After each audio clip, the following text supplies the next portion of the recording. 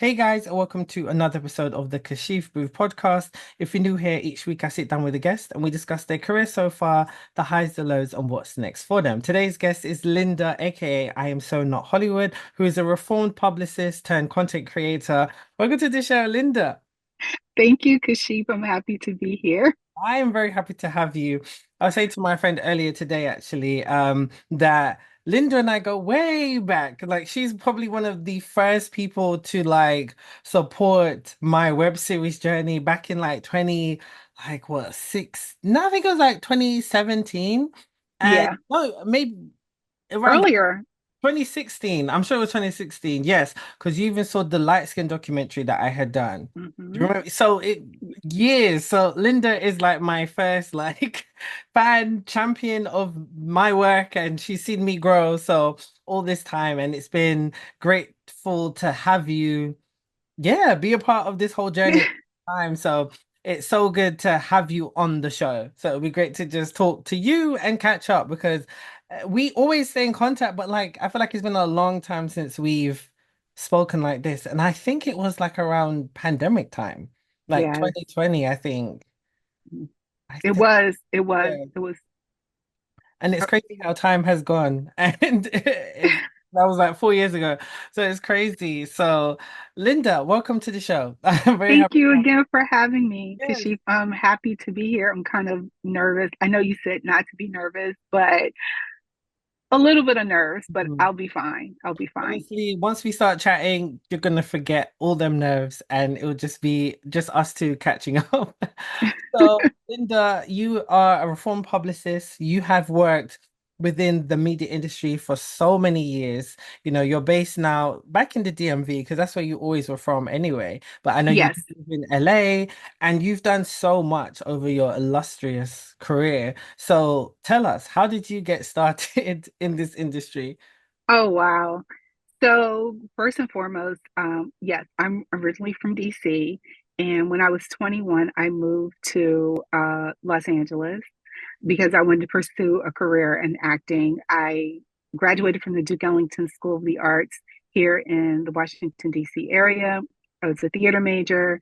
And like every young person here in DC that was interested in acting, you read all the magazines like Teen Beat, Tiger Beat, Right On magazine, and you wanted to always know how uh, actors became themselves. I mean, as actors. So when I moved to LA, I had a lot of friends who were already in industry, and I met people through them. I was introduced to a gentleman named Dwayne Brady. He was a fitness instructor at a, I want to say, gym in mid. It was called Mid Valley in Reseda, California. So he was putting together a showcase for a fitness program called the Magic Coach that he and his business partner had put together. He was Magic and she was the coach, and it detailed all of their struggles growing up. And it was just basically to help teens overcome their struggles through fitness. I was hired to do a press package. So back in those days, before there was social media, you actually created physical press packages with photos, tear sheets, bios, contact information. You had to mail those out to different media outlets. So that's what I was hired to do. I did that in the night of the showcase. Uh, Singer songwriter Richard Marx, that a lot of young people do not have any clue as to who Richard Marx is. There's a song called I Should Have Known Better. That was one of his top songs. He was in attendance and he walked up to me. He says, "Are you the publicist for this event?" I didn't know what public relations was at that point. And I just said, okay, yes. So I tell that story. That's how I got into public relations. And then I started working with individuals like actor Michael T. Williamson, just doing their fan club.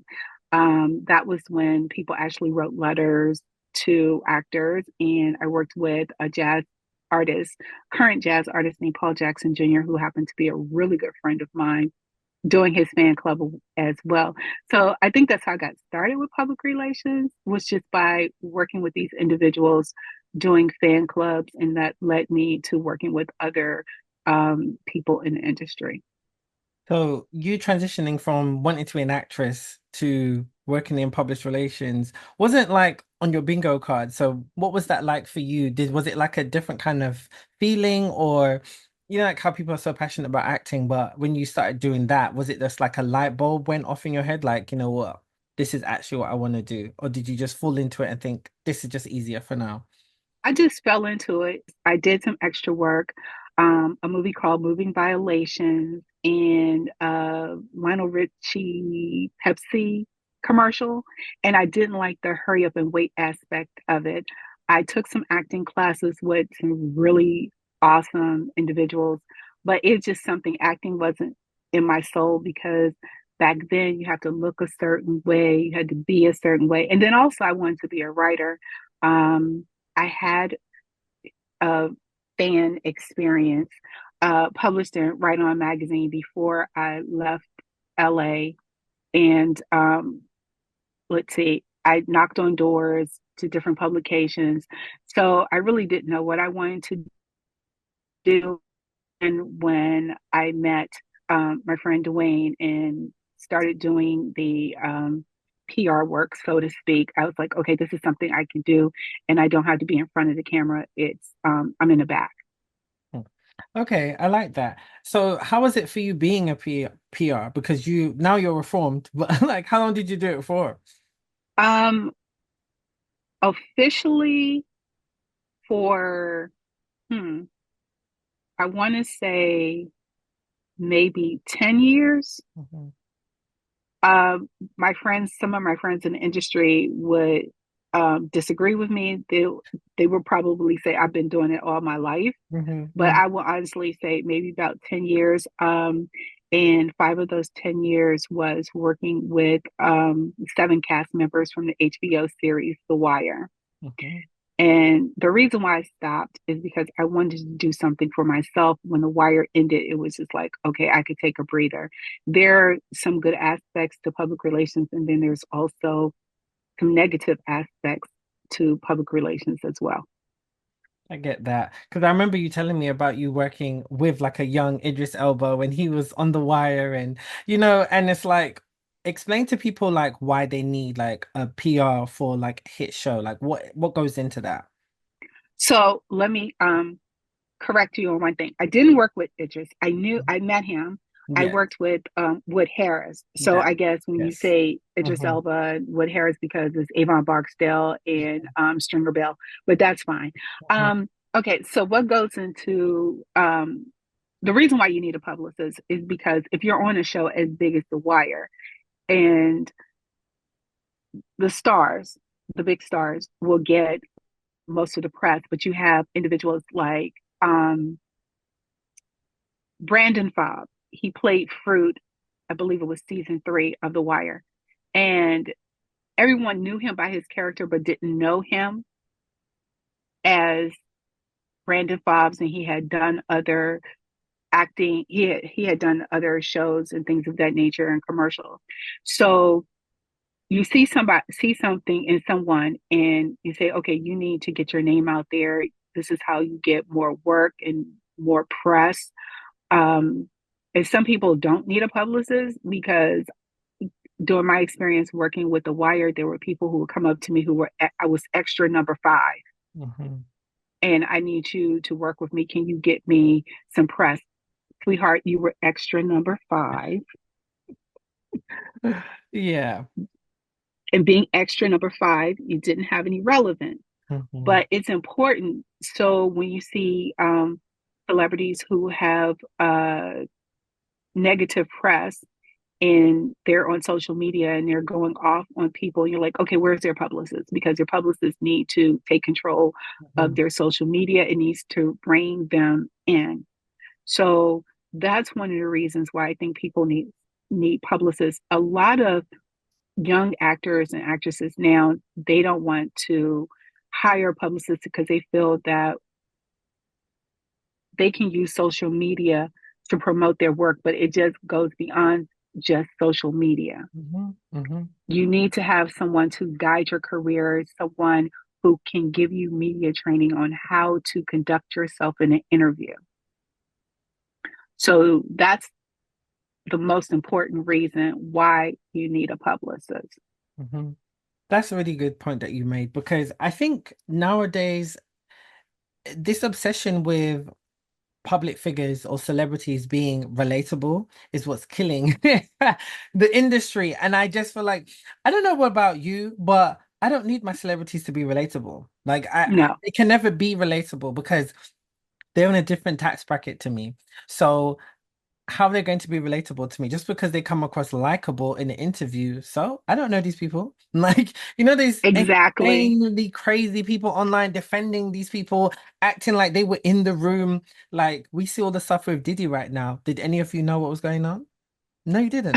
So, like, do you understand what I'm saying? So it's like, I don't know this. We've heard rumors about Diddy, but this is now we're getting the whole thing. So I feel like we need to go back to that. Like you need that. And I think people think, oh, it's so easy just to promote things on social media, but social media is algorithm based. Like, you know how much things I don't know because I'm not following certain Hmm. accounts or my FYP decides to show me this. You need a Hmm. publicist to actually make your brand kind of Hmm. go beyond your audience, and that's how you reach your full potential. That's what you did, and that's what you knew how to do. And I think I really hope the old school way is coming back, just like how streaming is starting to become a bit so.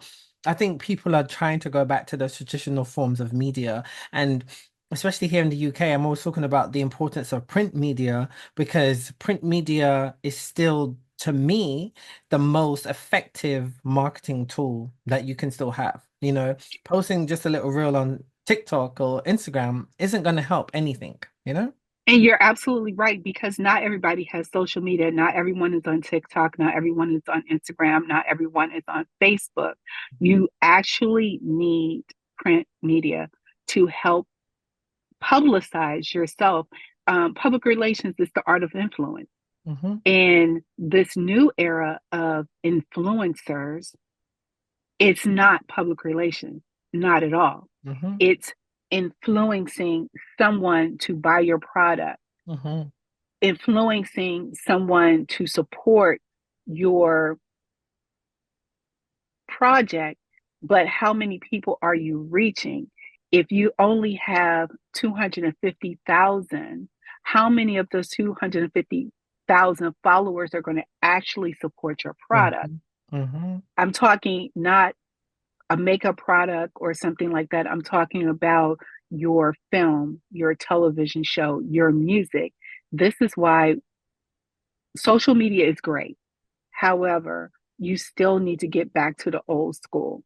You still need to be able to pick up the phone and call someone or send an email with your tear sheet, your bio, and you need to have someone that's going to do the follow through because social media is not going to do the follow through. Mhm. That's one of the most important things about public relations is having someone working on your behalf to do the follow through while you're promoting your project out about in the world, but you still need someone at home that's on the phone, that's calling and emailing these media outlets. And I'm not talking about the bloggers, and that's another thing. The bloggers have taken away from mainstream media because Mhm. when someone wants to know something about someone or a particular film, they're going to go to the bloggers. Bloggers have their place. I know I was one, but you still need mainstream media because, like I said before, having 250,000 followers doesn't equate to your project being successful, or better yet, your Mhm. product selling. Mhm. It's true because you can have 250,000 followers, but that doesn't mean 250,000 of those followers are in the same country as you. They make up Exactly. a bunch of followers from around the world. So when you look Hmm. at the demographics of, that's why you have to look at your analytics. who are you, what country are you reaching? Then that's how you target your certain target audience, and then that's how you potentially can make profit. I don't know if it's still Mhm. the same now, but I remember seeing a report that 10% of your followers will actually engage in what you're selling to your audience. And I think that probably still rings true to today because like, for example, I follow Beyonce. I have not bought Sir Davis. I have not bought what is it? Her perfume. I have no interest in that. First of all, I don't like whiskey and I don't want to buy perfume. You know, so it's like I'm not interested in that, but there's gonna be a bunch of people who are and they're gonna buy it. So just like Rihanna, I've never bought a Rihanna product in my life. No, I did try Fenty Skin, that's a lie. But other than that, like I've tried not because I don't wear makeup. I don't want her savage underwear. You know, like, do you understand what I'm saying? So that's, that's where, and you have to learn how to go beyond your main target audience. And that's where a lot of these celebrity brands have become successful because the brand becomes not synonymous with the Mhm. celebrity. And that's when you have a successful business. That's why it's so good to hear your insight into that. Because when I look at all of these reality stars, who are just always going viral on the Shade Room, I'm like, please, I don't have time for this. This is why I unfollowed the Shade Room because half of the people they're reporting on, I'm like, I don't even know who these people are, you know? Right. And so that's where it gets lost, you know? And speaking of the Shade Room, Hmm. they posted this story about Beyonce speaking at Kamala Harris's rally in Houston the other night, Thursday night. Hmm. And under the comments, Amber Rose, who spoke at the RNC, and she said in the comments, Beyonce want to be. She didn't say Beyonce's name, but she said she wants to be me so bad. Hmm. She copied my entire speech. That's where a publicist comes in. Hmm. A publicist would have called Amber, should have called Amber. I don't know if she has management. I don't know if she has a publicist. But first of all, the publicist should not have allowed her, one, to speak at the RNC. Hmm. Two, if they had known that she had made that comment, Hmm. she should have been advised, hey, I think that you need to remove that comment, but it was too late because the comment is already there. I think now a lot of celebrities or so-called celebrities, Hmm. or as I would like to say, celebrated people, they don't know when to speak. Yeah. Hmm. Hmm. And you have a lot of celebrities out here, actors, singers, recording artists, because you could be a jazz artist and you don't sing. You don't hear anything about their personal lives. Hmm. Hmm. You don't hear anything about them until it's time for them to present their product or their project to their audience. They do what they need to do and they go back into obscurity. For example, Morris Chestnut.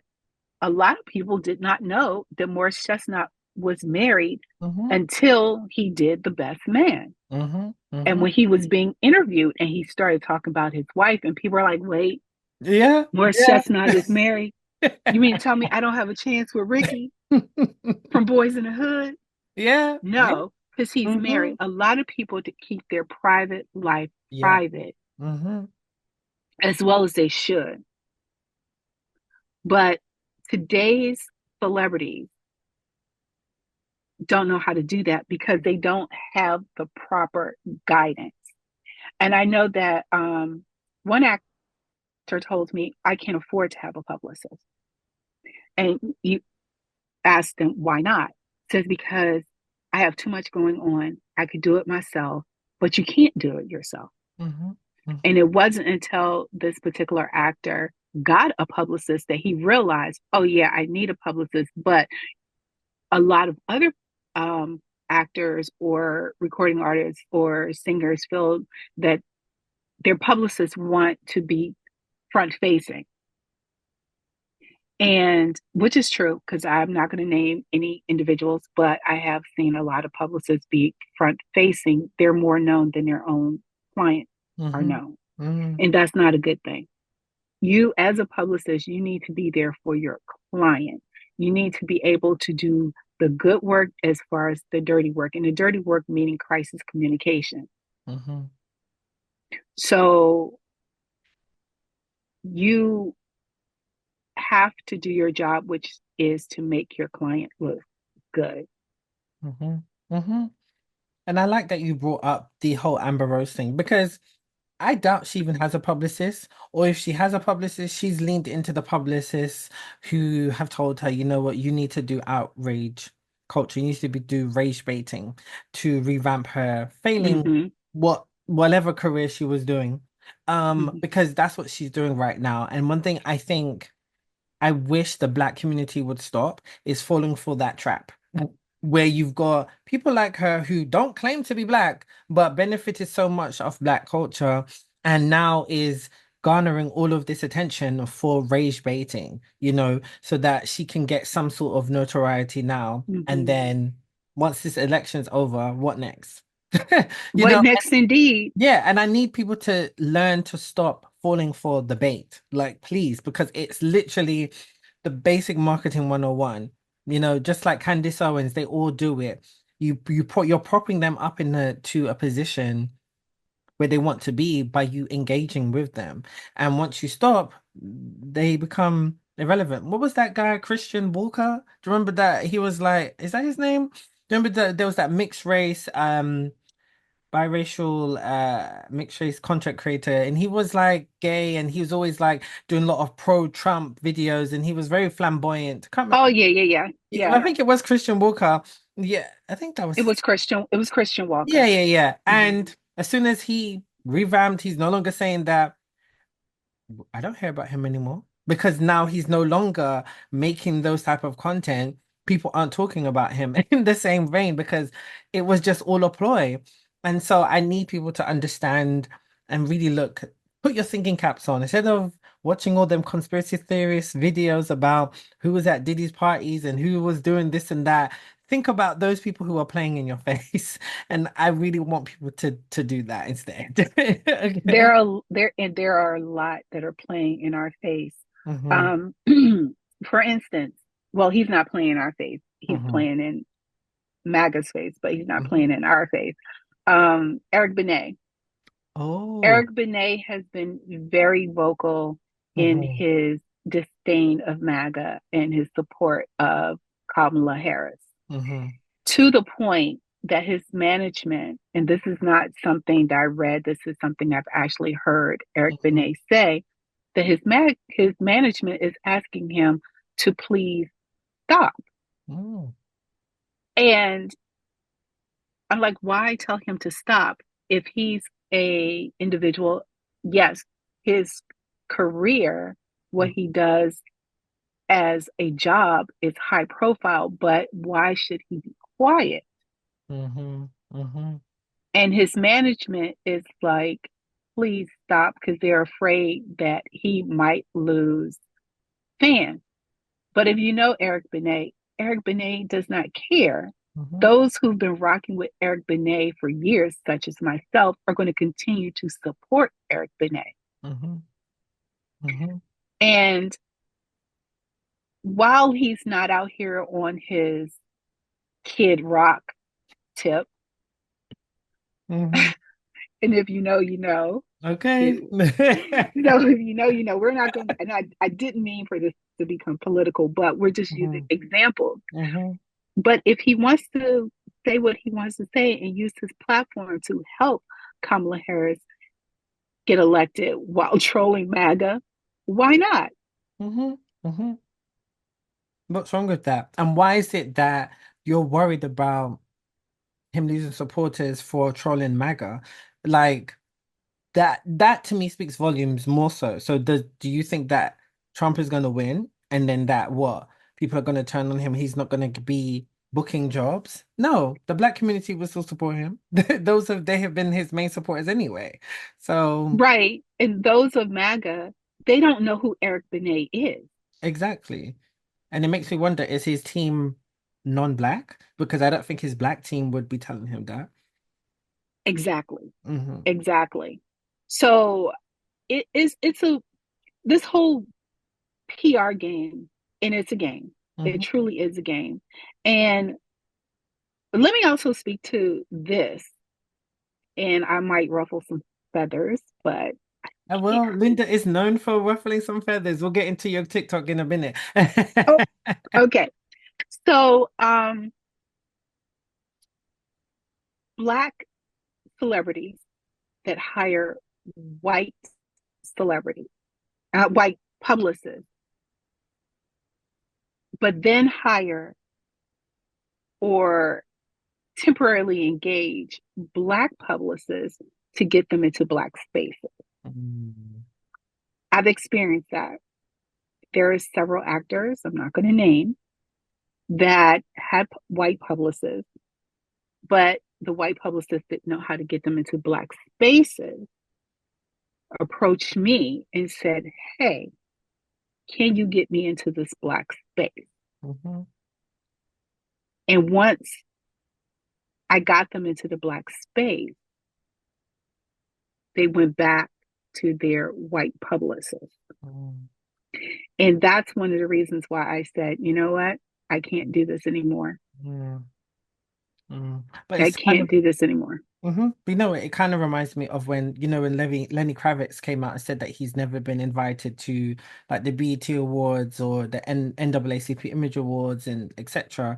And then loads of journalists came out and said, well, I've tried to book you, we've tried to invite you, but your team shut it down. So you have to take a look at your team, you know, Mm-hmm. you have to look at your team. A lot of the Black British figures in this country, they've come out and because now the good thing about social media in a sense is that all these people we've looked up to and kind of given the side eye at, like they're now speaking out and saying, well, we didn't have black publicists and Mm-hmm. teams, so we just had to go with these white people and they didn't know how to connect us to the black media outlets. But in 2024, there's no excuse.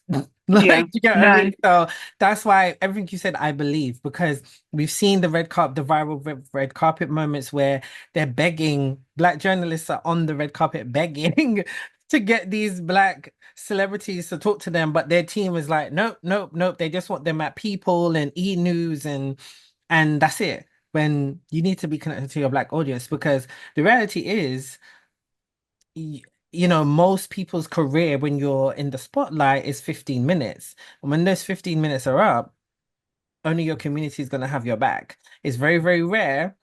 Like if you're Will Smith or Beyonce, I'm trying to think who else, Martin Lawrence or certain big people, they'll be fine because they're massive. They've crossed over that echelon of fame, right? They're white famous to the point where white people love them, right? But then I there's love that. loads. It's like Morris Chestnut, he's been around for years, but he's still very much a staple in the black community. Do you get what I mean? Like someone like Kiki Palmer, she has crossed over in the last 5 years or so, but she's still very much black famous, even though she's now in the mainstream um a spotlight, Mm-hmm. but for a long time she was black famous. Most people didn't know her until she started going viral because for her being who she is. So you really have to stay connected to the black media because they're going to be it. That's why I'm not going to name some names, but I hate when I see celebrities like they'll post their Vogue cover or their Cosmopolitan cover on their Instagram feed, but the black magazines they'll put on their stories. It's like and I don't think, and they're young. Like, yeah, I'm young, but I understand the importance of Essence and Mm-hmm. Ebony magazine. And over Mm-hmm. here, we've had the Voice newspaper, which is like the first and probably still the only black newspaper in the UK. And we have a magazine called Pride Magazine, which is a black female magazine. And it's like that's it. So we understand the importance of that because black people weren't on the cover of these magazines and newspapers. So Mm-hmm. you still need to be posting those because they're going to be there when your 15 minutes is up. Mm-hmm. Yeah, you can reminisce about you being on Vogue 20 years ago, but you still could probably get the cover of Essence? So, yeah. Exactly.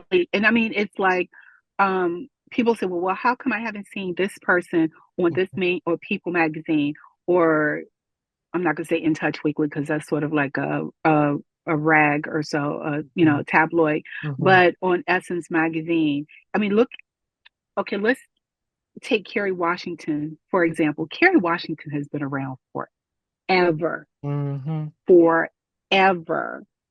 Um, there was a movie I remember watching Kerry Washington in called Lift, Mm-hmm. and it's about shoplifting. And she was very young. It wasn't until Scandal Mm-hmm.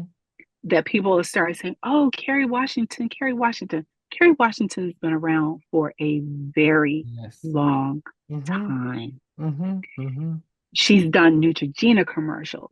Mm-hmm. I mean, it's like people are like, "Well, we're just discovering her." How? She's been Mm-hmm. around forever, Mm-hmm. Mm-hmm. but she still hasn't graced the cover of a lot of publications. And the question is why? Yeah. Mm-hmm. And I'm not blaming her PR team, because as a publicist, you can pitch your client to certain publications, whether they bite or not, that's up to them.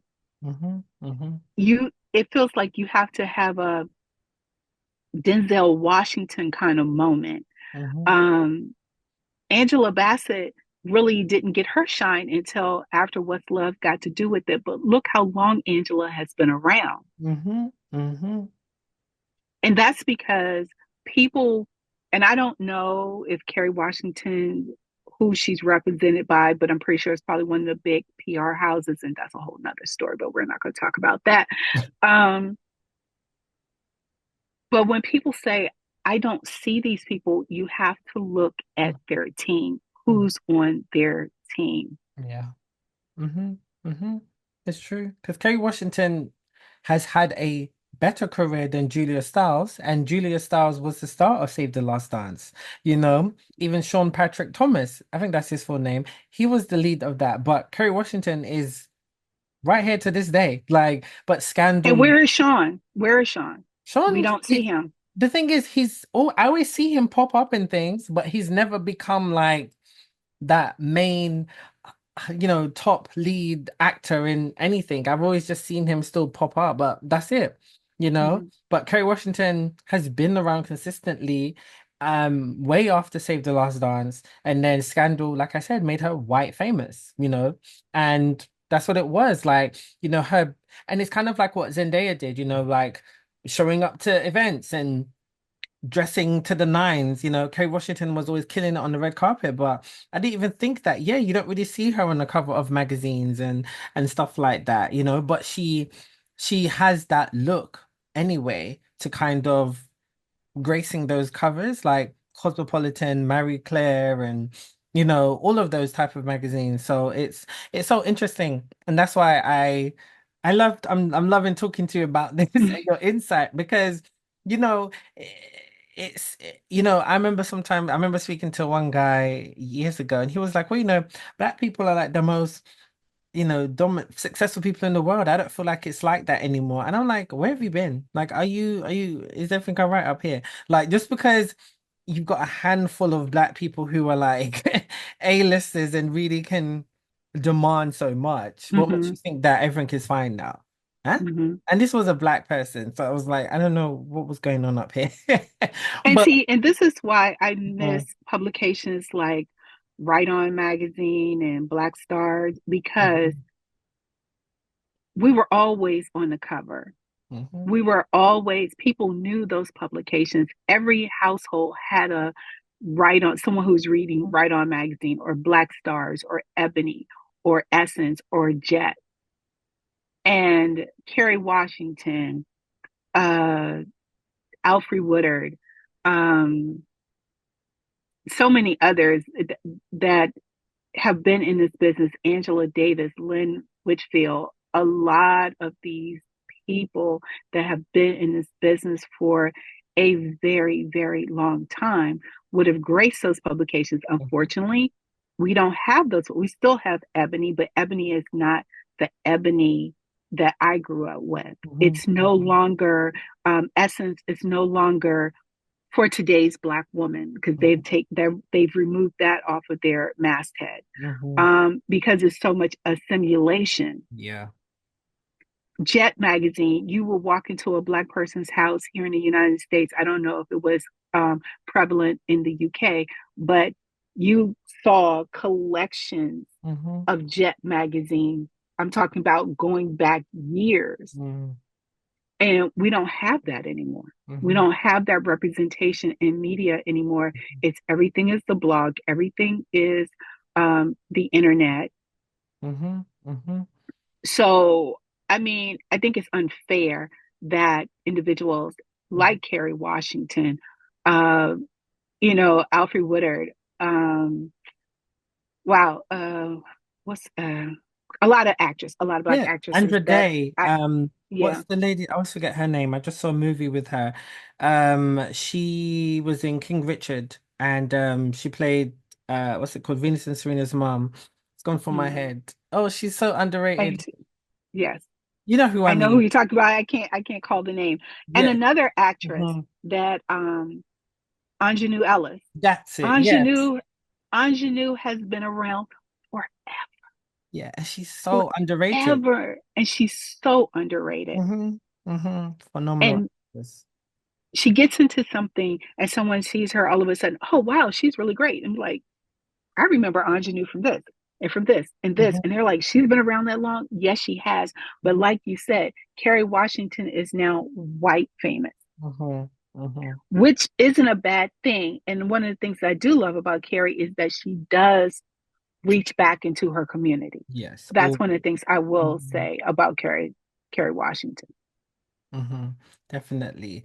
So, how did you transition from being, a PR agent, to moving back to the DMV, being in LA for ages, and now you're on TikTok getting all these people together. Okay. I'm like, yes, Linda, okay. But you're spreading so much like knowledge. Like you see with my content, that's what I do about Black Britishness. But I love the stuff. I remember even one where you said that like Jermaine Jackson did like a whole, what was it? I think he did like a diss record to Michael. I was like, I never knew this. And obviously, I was not alive when this happened. But I was like, if this happened in today's world, oh my gosh, the timeline would have been a mess. Okay. And I can't believe it's not spoken about enough. So, like, what kind of got you into doing content creation? Well, actually, my TikTok journey started during the pandemic. Mm. I needed a creative outlet and I wanted to do something other than the type of content that I post on I Am Still Not Hollywood. I wanted to share information as well as entertain individuals. And it took a long time Mhm. to get to the following that I have now. Um, I don't know. Like you said, I wanted to share knowledge. I think what happened was uh, I posted a video about something, and this young man said, "You look like the lady that hated Joe Clark and Lean on Me." And I had heard this along, Mhm. you know, a lot of times. Mhm. The actress he was talking about was Lynn Thigpen. Mhm. And so I responded to him. I said, I mean, it's not offensive at all. I've heard, you know, a lot of times that I remind people of her. And when I posted my response, I went to a family member's birthday celebration and I had less than just a little under 500 followers. I came back, it was well over 1,000. Oh. And I'm like, wait a minute, maybe I'm onto something here. Hmm. Hmm. And then we had my next viral video was about grandma, a lady here in the DC area who someone attempted to carjack her, a young man attempted to carjack her, and she told him basically, you're gonna have to kill me. Because I'm going to my appointment, you're not taking my car. And she was already dealing with breast cancer, Mhm. and she was like the grandma of the neighborhood, Mhm. and the whole outcome of that story was hilarious, and I just did my own spin on it. And I was outside of my house one day, and one of my neighbors says, your grandma's story was really funny. And I'm like, are you on TikTok? And they were like, no. And I'm like, well, how did you see the video? So I don't know about in the UK. So we have these community forums, Mhm. like one's called the neighborhood. And if you have ring security, they always post information about what's going on in the neighborhood. Oh, okay. Well, Mm. my grandma video made it off of TikTok into one of these applications, Mm, and my neighbor happened to see it. And okay. then other people, Hmm. I've walked into the store and people said, aren't you on TikTok? I saw XYZ. And I'm like, okay, maybe this, all that wanted to be an actress energy has, you know, forced me into another genre, which is content creation. And I just do it for fun. I'm not in a creator fund. I don't sell on TikTok. It's just something that's fun for me. Mhm. As far as my I Am So Not Hollywood platform is mostly to promote film, web series, uh, music, talk about, if someone has passed away, unfortunately. Um, so it's a different creative outlet, and I've always been creative all my life. Mhm. Growing up in DC, and the winters you stayed in the house. I read a lot. I read all the teen publications, and I used to write. So now this is my creative outlet, TikTok. And yes, I have ruffled some feathers, and But I love. especially MAGA feathers of Hmm. late. Hmm. So Listen, let's not even get into that. But but I right. know, but anyway, November 5th is coming. Well, hopefully this will be out. Well, we'll see. We'll see if this will be out after the election, but Team Kamala, because if I could vote for her, I would. I'm just saying. If I could, I would, because he can't win. But I love Yeah. what you're doing. You've always had such a great creative outlet. That's how we connected 8 years ago, which is crazy to say. You've always had your blog, you've written about the stuff I've done, and we've worked together for so long. And I think it's good that just to hear all of the knowledge that you have, because I've seen what you've done and I see what the news you create and the platform that you created, but it's good to speak to you and know your journey, but also just know that, yeah, of course, Linda knows what she's talking about. Okay. And it's just been like so good. And I think it's good that you're bringing that to another platform and just continuing to grow your brand.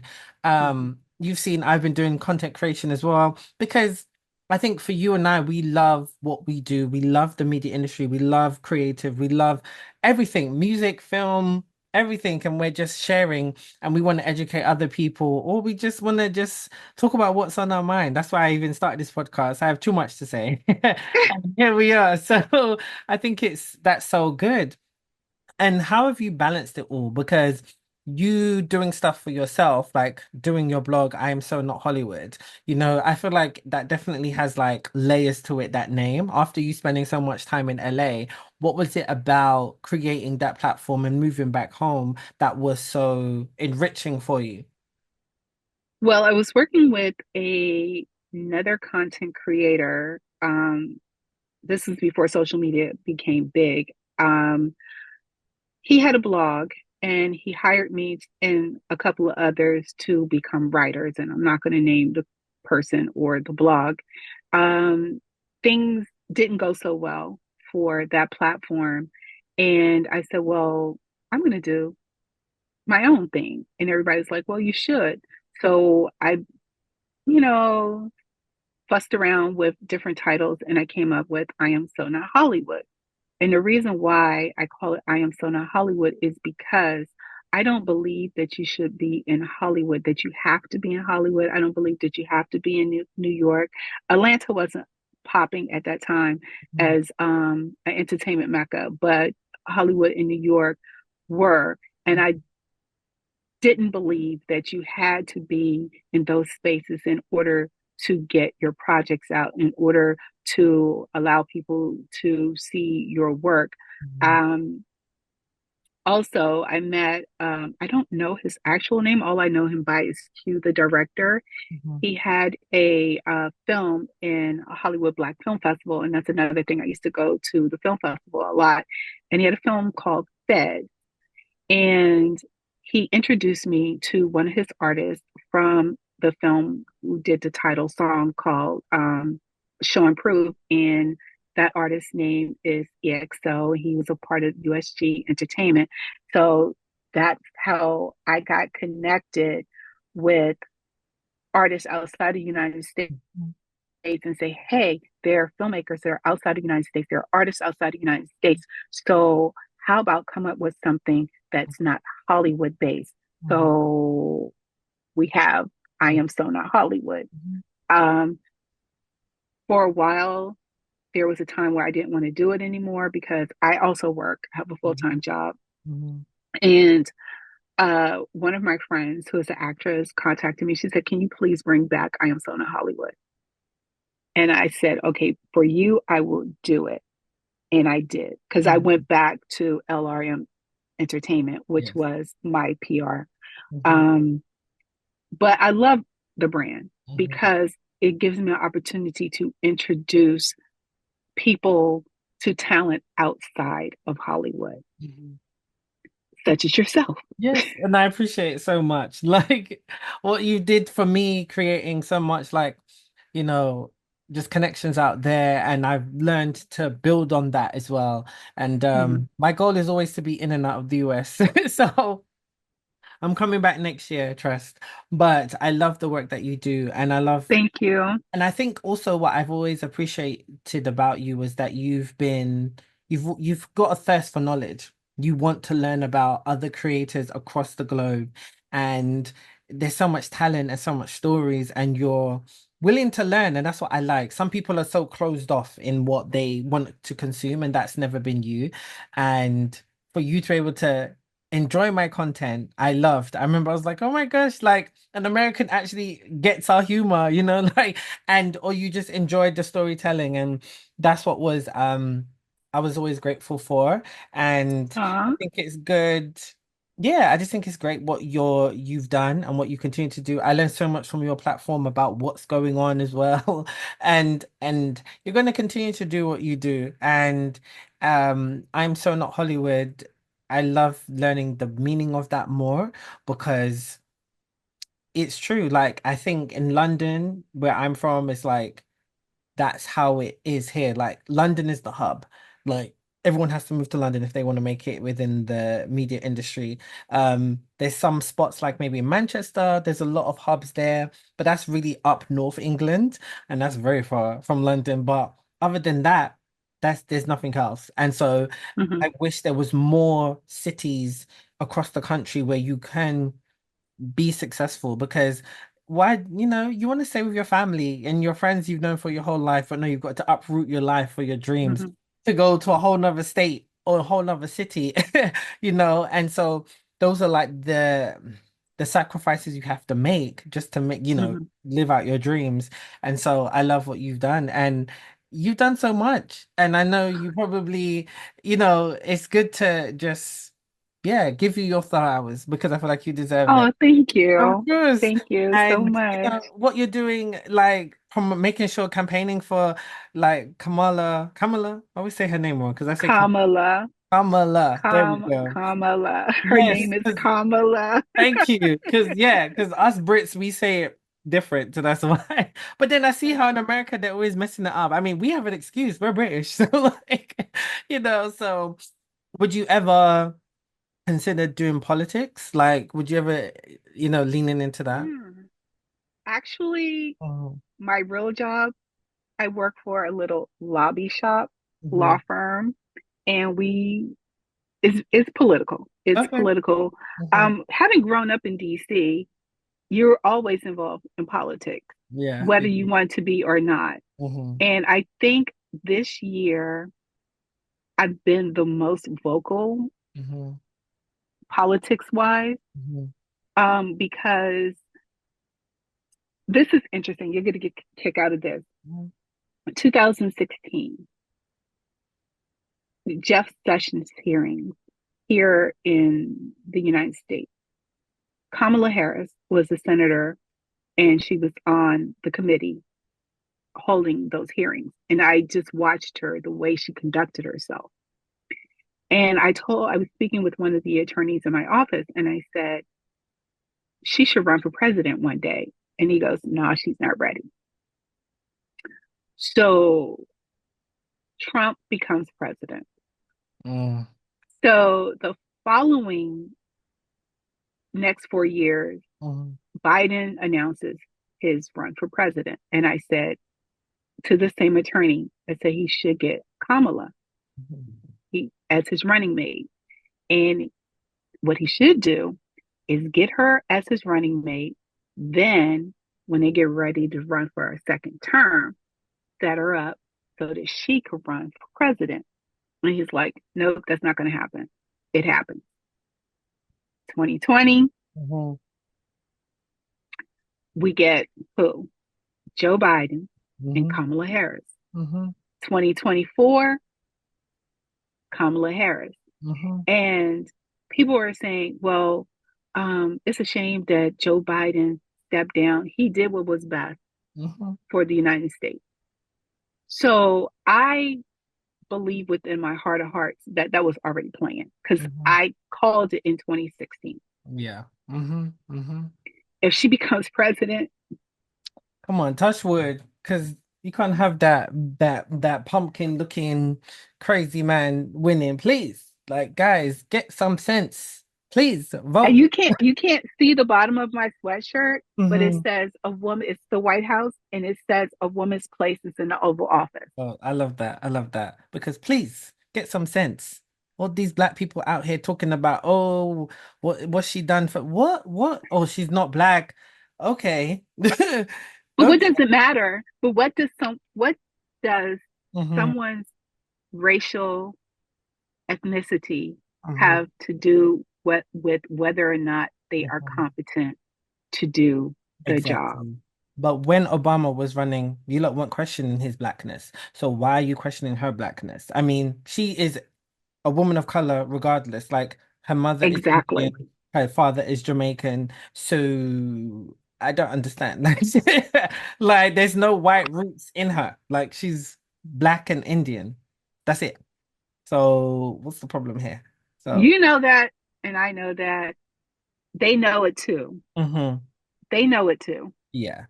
They just want to talk, but they know it too. But we shall see. We have a week and a half. We have a week to go because, yeah, Mhm, this is the last week. Next week mhm, yeah. is the election. And I've already voted. So, Good, good. Yeah, yeah, because and you know what it is? I think when I see black men speak like that, I always say that there's black people or black men like myself who are for black people, man, woman, gay, straight, trans, whatever. You're black, I'm rooting for you, I'm supporting you. But there's some black men who only want to root for the black man.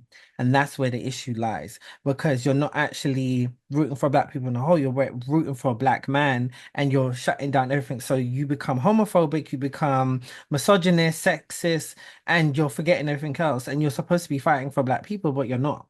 And if you exactly. see that, then that's why there's not going to be any growth. If you allow Trump to win and he turns he turns America into uh dictatorship, then what are you gonna do? Like, come on. Are you forgetting January 6th? Like, what's not clicking? Let me tell you something. The best Hmm. part about living in the DMV Hmm. is that their neighborhoods, the individuals know how to stay out of. Mm. So, depending on what happens next week, and I believe in my heart of hearts that she will win, Hmm. there are neighborhoods in the DMV Hmm. that certain individuals Mm. will not be coming into, Mm. or you'll hear about it in Mm. London. Mm. Mm. Mm. I'm just going to leave it go at that. Oh my gosh. So, yes. Well, Linda, it has been so fun catching up. An hour has gone already. Okay. We could chat for hours. Oh, I know we could chat forever. Exactly. So, where can people find you so that they can see your great TikTok, keep updated with all what you're going on with I Am So Not Hollywood as well? They can find me at on Instagram at I underscore so okay, wait, let me go back. I underscore am so not underscore Hollywood. And on TikTok, you can look for Linda Madison 08. Great. That's Well, where you can find me on amazing. TikTok and on Instagram. But follow me on Instagram because if TikTok goes down, I will be on Instagram. See, actually, I'm so confused about that. Wasn't it supposed to be banned? Like, what happened? They haven't until January. They haven't until they were given six Oh, months to sell okay. the platform Hmm. from a non-Chinese um, company. Okay. And now, but TikTok is being sued Hmm. by the district and some other state because of 13-year-olds and children access to the platform. And that's a whole nother discussion within itself. Yeah. But Okay. yeah, I am Sona Hollywood. I underscore am Sona underscore Hollywood. And on TikTok, Linda Madison 08. Great. Well, thank you again, Linda, for Thank coming you, on the show. Kashi. See, I told you it'd be fun. See, we had a good conversation. We learned so I learned so much about PR, and I know my audience did. So thank you again for coming on. Thank you. Yes. Well, thanks guys for joining us on this week's episode. You can follow me all on my user socials. You know them. There's a bunch of them. Stay tuned for new episodes coming soon.